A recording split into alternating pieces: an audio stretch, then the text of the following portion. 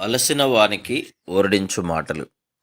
సహోదరుడు భక్తిసింగ్ గారి పరిచర్య నుండి సేకరించిన అనుదిన ధ్యానములు. ఫిబ్రవరి 4. నీవు నా ఆజ్ఞలను ఆలకించిన ఎడల నీ క్షేమము నది వలె ఉండును. యెషయా గ్రంథము 48:18. 2 తెస్సలోనిక 3:16లో దేవుడు తానే మీకు సమాధానము అనుగ్రహించుననియు ప్రభు తానే ఎల్లప్పుడూ మీతో కూడా ఉండుననియు చదువుదుము. ఈ సమాధానము ఆయన సన్నిధి నీతో కూడా ఉన్నదను గమనికను నీకు దయచేయును. నిజముగా నీవు ఆయన సన్నిధి యొక్క గమనికను కలిగిందువు. భయపడకుడి, నేను నీతో కూడా ఉందును అని క్రీస్తు చెప్పుచున్నాడు. ఆయన సన్నిధి యొక్క అట్టి గమనిక ఒక అద్భుతమైన విషయం. ఫిలిప్పీ 4:7లో సమస్త జ్ఞానమునకు మించిన దేవుని సమాధానము యేసుక్రీస్తు వలన మీ హృదయములకును మీ తలంపులకును కావలియుండును అని చదువుదుము. ఈ సమాధానము అంతరంగములో నిన్ను బలముగా ఉంచును. నీ చుట్టూ ఒక బలమైన సైన్యం వలె దేవుని సమాధానము నీకు కావలి కాయును.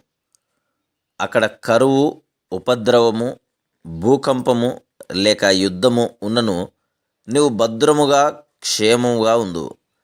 నీ వెంట్రుకలన్నీ లెక్కింపబడి ఉన్నవి, నీ కన్నీరు బుడ్డిలో ఉంచబడి ఉన్నదనియు లేఖనం చెప్పుచున్నది. అయినందు నీవు క్షేమముగా ఉందువు. ఇర్మియా 33:6లో నేను దానికి ఆరోగ్యమును స్వస్థతను మరలా రప్పించుచున్నాను, వారికి సత్య సమాధానములను సమృద్ధిగా బయలుపరచదను అని కనుగొందుము. నిజమైన సమాధానము నీ గాయములన్నీ స్వస్థపరచును. స్నేహితులు నమ్మక ద్రోహము చేసినప్పుడు అది చాలా లోతైన బాధకరమైన గాయమగును. అదే రీతిగా పిల్లలు అపనమ్మకముగా ఉన్నప్పుడు ఏ ఔషధము ద్వారా స్వస్థపరచబడని గాయమగును. అయితే ఈ సమాధానము స్నేహితులు లేక శత్రువుల ద్వారా ఏర్పడిన ప్రతి విధమైన గాయమును స్వస్థపరచును. నీ ధర్మశాస్త్రమును ప్రేమించే వారికి ఎంతో నెమ్మది కలదు, వారు తూలి తొట్టిలుటకు కారణమేమీ లేదు. 119వ కీర్తన 165వ వచనం. ఎంతోమంది విశ్వాసులు ఎంతో సులభముగా అభ్యంతరపడుచున్నారు. వారి సమాధానము లోక సంబంధమైనది కనుక ఆ సమాధానమును వారు పోగొట్టుకొనుచున్నారు. అయితే దేవుడిచ్చు సమాధానం దేనిని బట్టి అభ్యంతరపడదు. అది గొప్ప సమాధానం. ఎవని మనస్సు నీ మీద ఆనుకునునో వానిని నీవు పూర్ణ శాంతి గలవానిగా కాపాడదు. యెషయా గ్రంథం 26:3. ఈ పూర్ణ శాంతి అన్ని పరిస్థితుల్లోనూ నీకు బలమైన విశ్వాసమునిచ్చును. నీవు దేవుని వాక్యమును ఆయన వాగ్దానమును నమ్మవలెను. ఆ శాంతిని నీవు పొందితివా? దానిని ఎట్లు కనుగొనగలవు? ఆయన మన సమాధానము. ఎఫెసీ 2:14.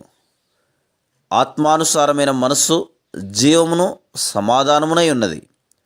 రోమా 8:6.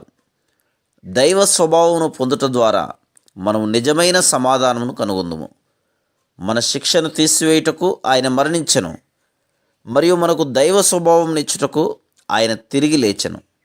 ఆ స్వభావము నీకు సమాధానమునిచ్చును, మరియు నీవు దేవునికి లోబట్టు ద్వారా అది విస్తరించును. నీవు నా ఆజ్ఞలను ఆలకించిన యెడల నీ క్షేమము నది వలె నుండును. యెషయా గ్రంథం 48:18. Praise the lord.